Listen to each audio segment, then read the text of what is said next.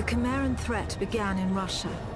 The origin of the virus is unknown, but its effects were devastating and swift.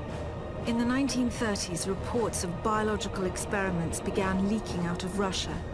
Then reports of villages destroyed overnight. Then entire cities. We feared the Russians had developed a weapon of unparalleled power. The truth was far worse. The Chimeras stayed sealed within Russia for over a decade. Then, in 1949, they launched an attack that overwhelmed all of Europe in a matter of weeks. For several months we thought England was safe. But in October of 1950, the Chimera burrowed under the Channel. We had prepared for them, but in 3 months' time, the war was lost. We abandoned the cities to the Chimera and retreated to scattered military bases and outposts. The Chimera had won. On July the 11th, 1951, the Americans launched an assault on the eastern coast of England. On the second wave of that assault was a sergeant named Nathan Hale. The actions of that soldier have become a matter of both scrutiny and myth. What follows are the known events of his life from July 11th to July the 14th, the day he was last seen.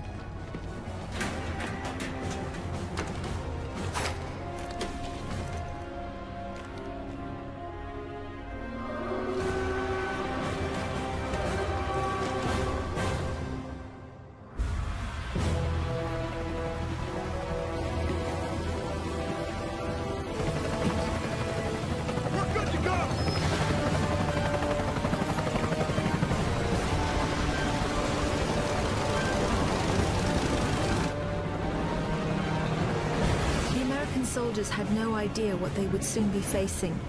The US government had sealed its borders in 1950. Radio waves and newspapers became state property. Only the highest levels of their government knew the truth. The operation was an exchange. The Americans were bringing supplies and tanks into York. We were giving them our one secret weapon, something we could offer that they couldn't build themselves. I was the commander of the convoy team that was to meet the US soldiers. We were ambushed in Manchester on the way to the rendezvous. There was no way to warn the Americans. They were on their own in York, fighting an enemy they knew nothing about. We never learnt exactly what happened there. All we know is that Nathan Hale was the sole survivor. Go! Go! Go!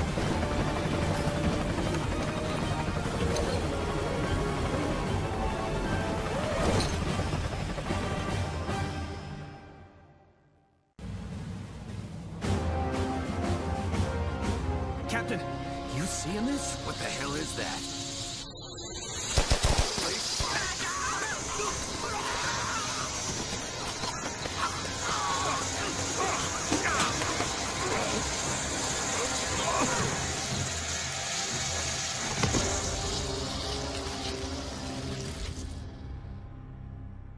No one knows exactly how Hale was infected by the Chimeran virus. Our only clue is a journal entry recovered from the body of a US medic. It says that he encountered a number of comatose soldiers in a dry creek bed. One of the soldiers, a sergeant, suddenly woke up. Unlike the other soldiers, his body had no wounds at all. The sergeant refused any kind of medical examination, insisting on catching up to the rest of the company. If that sergeant was in fact Nathan Hale, then he remains the only known person to wake up after being infected. Whether the Chimeran virus mutated within him, or whether his body had an innate resistance to it, remains a mystery. The Americans regrouped at an abandoned bus depot in southeast York. Under the command of a Captain Winters, they staged a daring tactical offensive. The Chimera had begun to close in on their position. If the Americans could secure the site, they would have a perfect landing zone, and the battle would tip in their favor. Well fought. We might just hold this little piece of heaven. Tapazzini, bring those tanks in here and scrape out a landing zone. Sir! Incoming!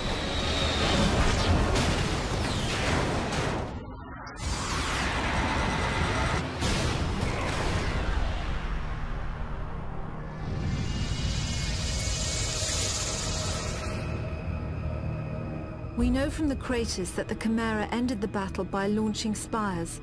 There is no defense against a spire attack. By the time you see them in the air, it's already too late. After impact, the spires release swarms of crawlers. Literally thousands of them can come from a single spire. Whole cities have been infected in minutes. After the crawlers have done their work, the Chimeras send in carriers to collect the dormant victims.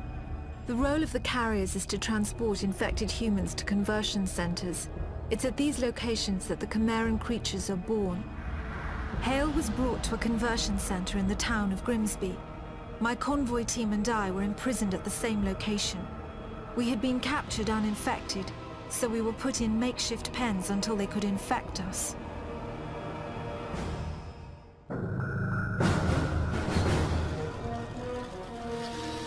Oi, mate!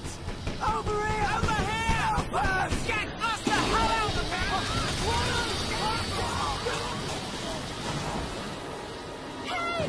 Over here! The console! Shoot the console! Bloody hell!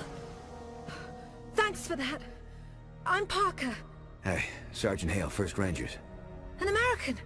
We thought the Chimera stopped all of you in York. Chimera? Those creatures. Oh, you jammed it.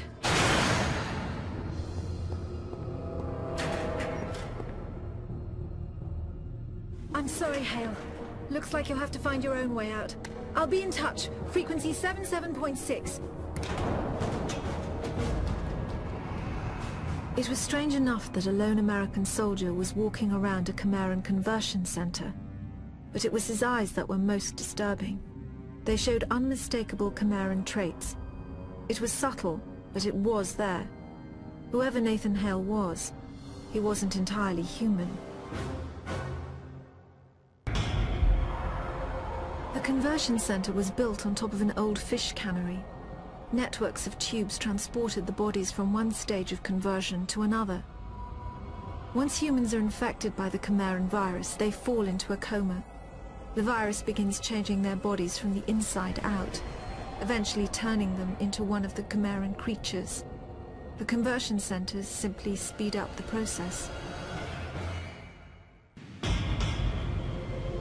During the second phase of the conversion process, the humans are wrapped in cocoons. This accelerates the final stages of the conversion. What emerges from the cocoon is determined by the strain of the virus. Each Chimeran creature is created by a separate strain. What we call hybrids, the ones that most closely resemble humans, have the shortest gestation period. The more beastly creatures take months to create and are made from multiple human bodies.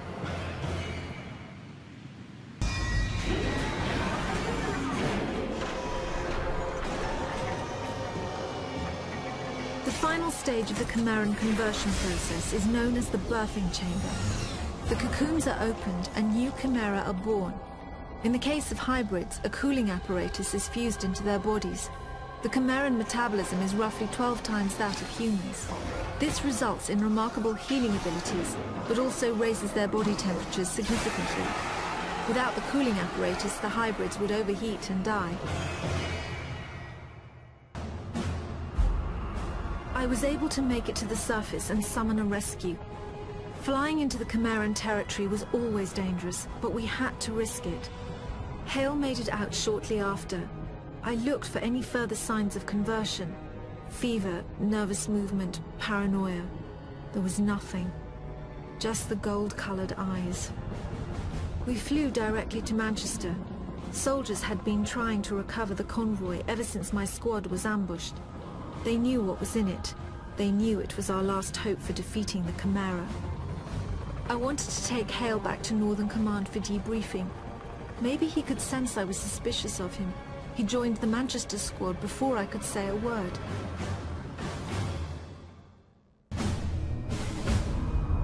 The convoy was stranded on the west side of Manchester. The site was guarded by stalkers, so the only route in was on foot. A radio message from Hale's squad said they were entering Manchester Cathedral. The cathedral was a field hospital during the war. It was abandoned in a hurry and still had some supplies and ammunition. Unfortunately, it was also a breeding ground for some of the lower forms of Chimera.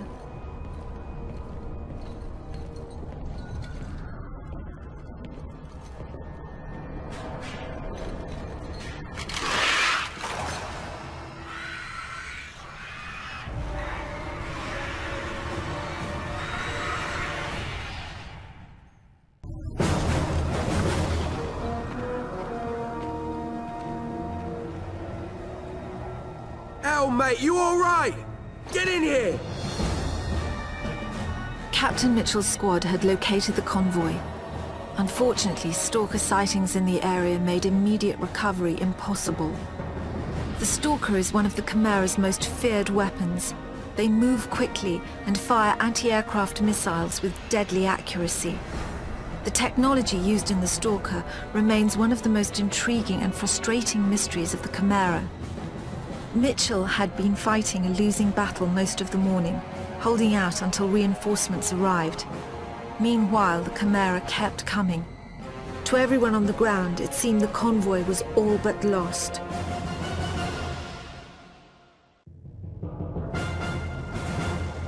Mitchell to command. Site secure. All Stalkers down. You've got your convoy. How about getting us a sodding medic? Parker here. We're inbound, Captain. 4 minutes out.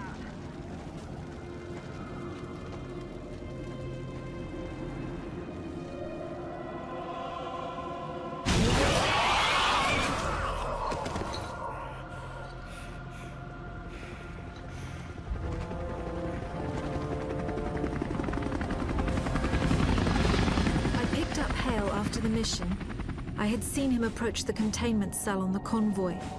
The cell had 14-inch lead walls, but even so, given Hale's condition, I didn't want him anywhere near it. With the Stalkers gone, we were able to airlift the cell back to Northern Command. The exchange with the Americans would have to wait. We were about to execute a very risky offensive operation. The Chimera had been using a network of underground tunnels to attack undetected. The tunnels formed a nexus in Nottingham, and if we sealed them off, we would at least briefly have the upper hand.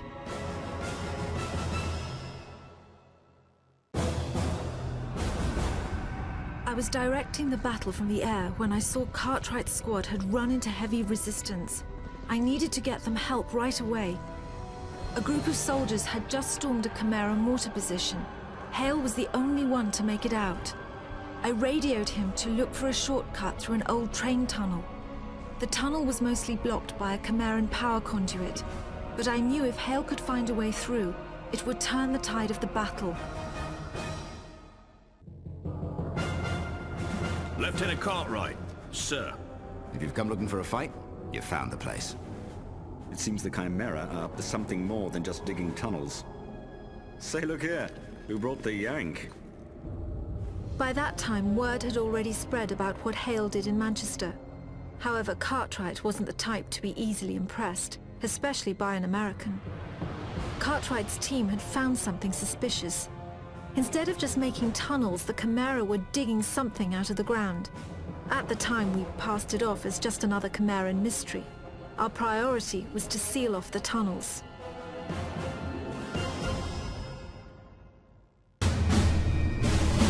The Nottingham operation was a success. I sent the troops back to Southern Command for a well-earned rest. I was taking Hale to the intelligence division at Northern Command for debriefing. I radioed Northern Command on our approach. No response. As we landed, I could already sense the worst. The whole place was deathly silent.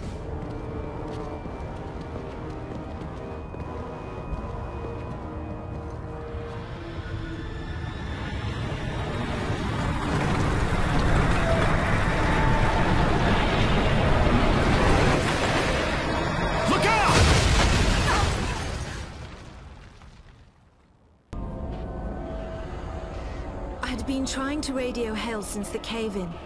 I knew how the Chimera had found Northern Command, and more importantly, I knew why. They were after what the convoy had been carrying in Manchester. It had been carefully sealed in a specimen tank in our research lab. We thought it would be unable to call the Chimera from within the tank. We were badly mistaken. There was no way to warn Hale of the danger he was in. If he opened that tank, the result could be disastrous. What was inside would either kill him or control him. I knew Hale would eventually find the map room. Everything we had learnt about the Chimera in the past 2 decades was in there. We had maps of the Chimera invasion spreading through Russia, autopsy records of Chimeran creatures, charts of the death tolls across Europe. These were numbers we didn't even disclose to our own soldiers. There were files that showed the progression of the Chimeran virus in humans. In over 6,000 cases, there were no records of any form of human resistance. There were also detailed schematics of our specimen tank and what was in it. We call them Angels. They're the most powerful of all the Chimera. We believe the Angels control other forms of Chimera via some form of telepathy. For all I knew, this one was already controlling Hale.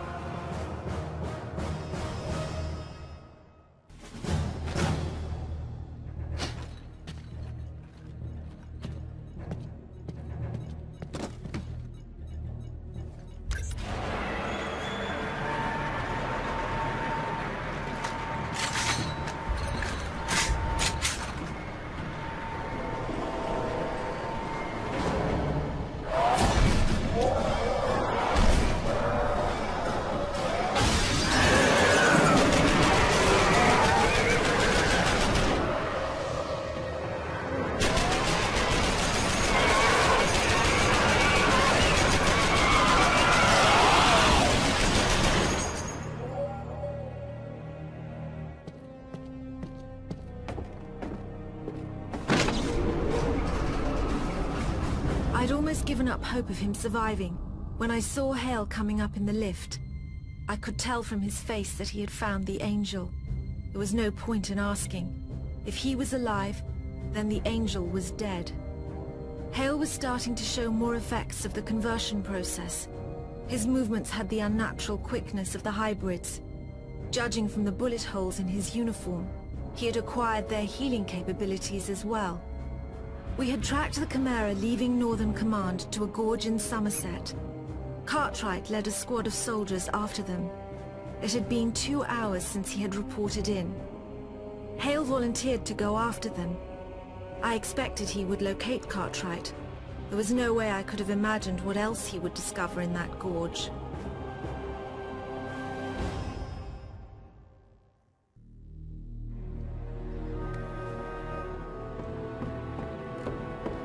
Come on, we gotta move. Give it a moment. Cartwright was the best soldier in my command. Nothing got past him. He must have known Hale was infected when they first met in Nottingham.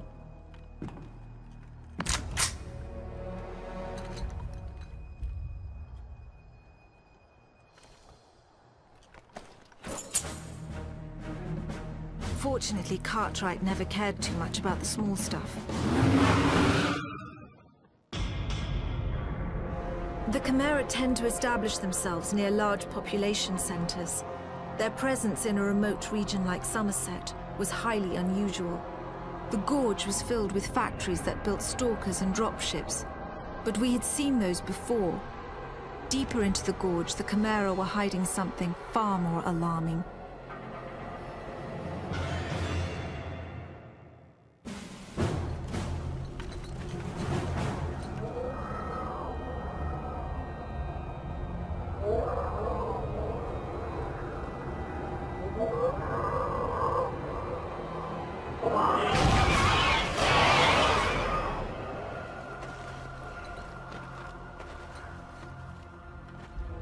Are you all right? Yeah, fine.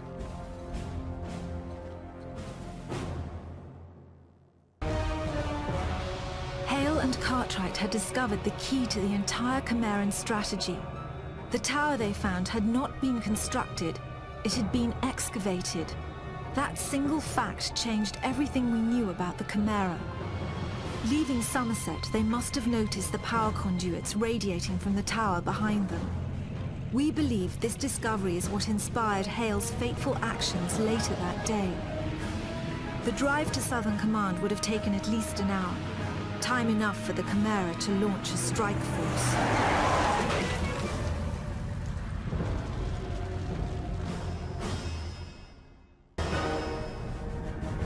The soldiers fought off the worst of the attack on the northern entrance, but we then faced a graver threat.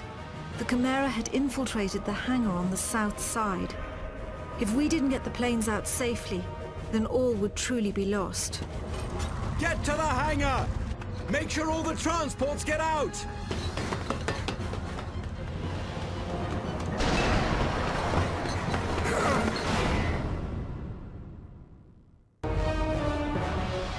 The soldiers were finally able to fight off the Chimera in the hangar. We ferried the survivors up to a rendezvous point in Cardiff, 20 miles west. I stayed at the base to finish loading what supplies we could. Chimeran Goliaths were already approaching Southern Command. A Spire attack seemed inevitable.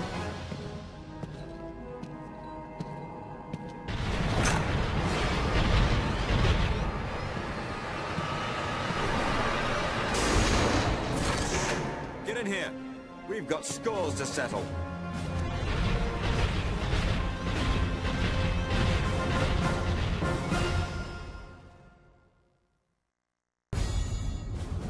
Southern Command was lost.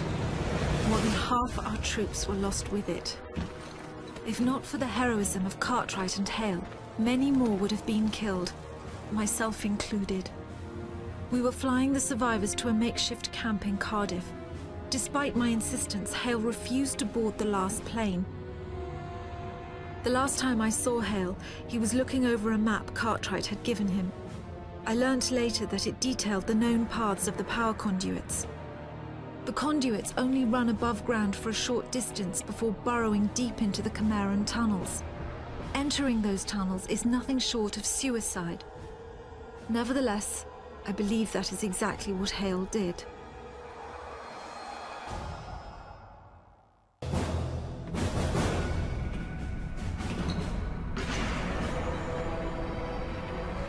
We believe Hale followed the Chimeran tunnels for several miles, finally reaching a major conduit junction. This would have led him directly into a Chimeran tower. The tower was most likely what we now know as C3.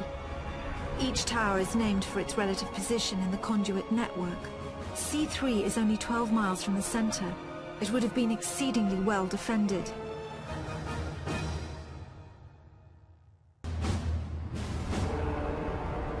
We had been at Cardiff for several hours when I received a radio message from Hale. He told me he was in London, and he asked if snow was normal for July.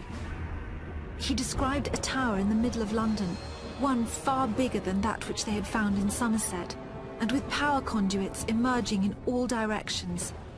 He said, "If we destroy the tower, we destroy the Chimera."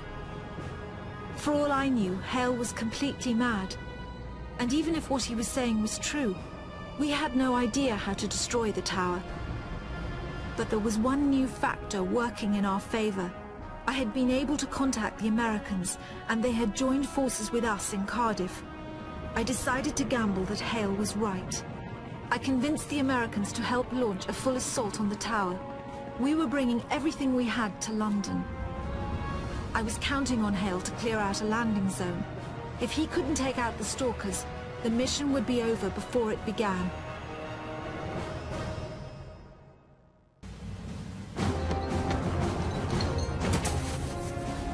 I'm outside. Where are you? Right, we see you now. Be advised, Sergeant. We're coming in heavy and a little low. Bloody hell! I can't land with that stalker there.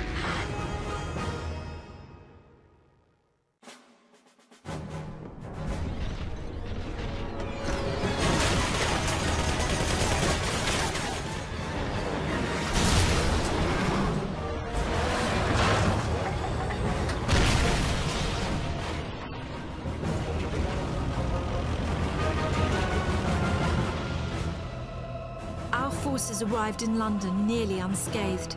It was hard not to stare in awe at the tower. We had only fled London 6 months earlier, and now it was almost unrecognizable. The whole city was covered in snow.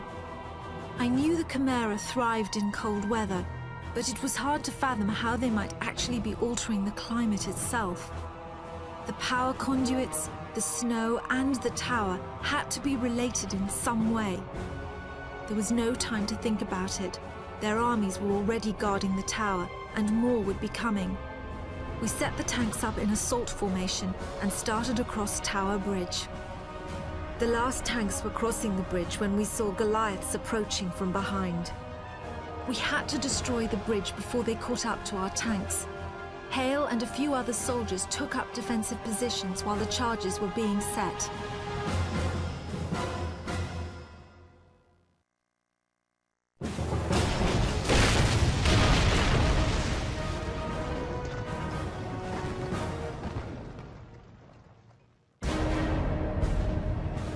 The outlook of the battle was growing bleaker by the second.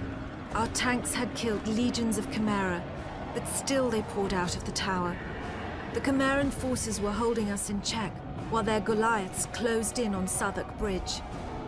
With Tower Bridge destroyed, there was no possibility of retreat.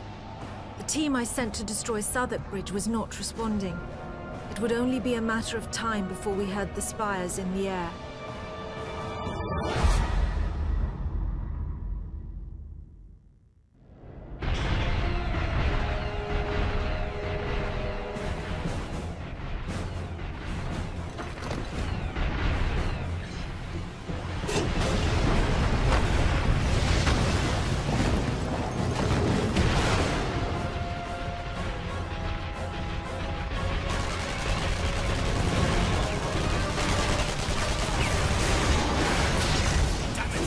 Could have used that. I know. I was only trying to disable it. Let's go. We have to catch that Goliath.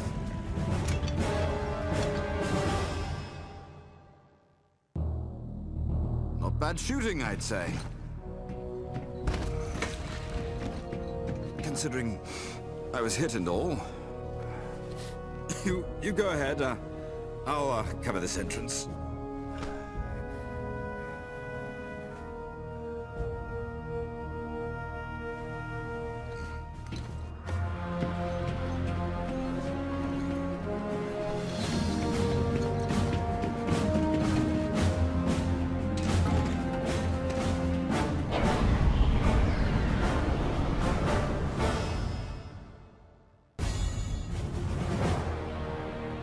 We were losing the battle outside the tower.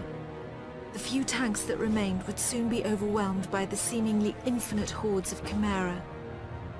Our only hope lay with the few soldiers who had managed to infiltrate the tower. It was up to them to find a way to destroy it from the inside.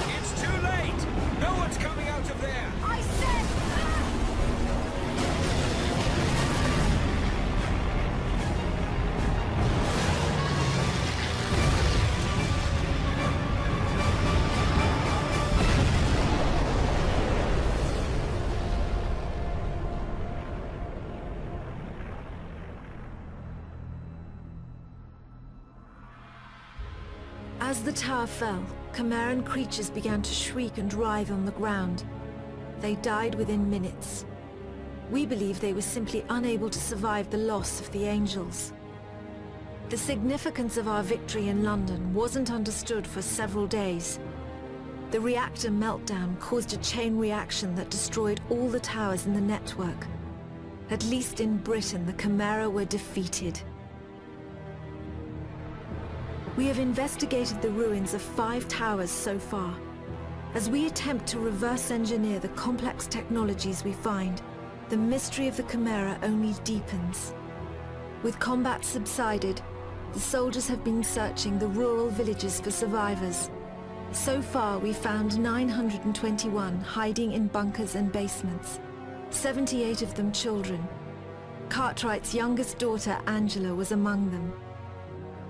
As for Nathan Hale, His body was never recovered. He was presumably incinerated inside the tower.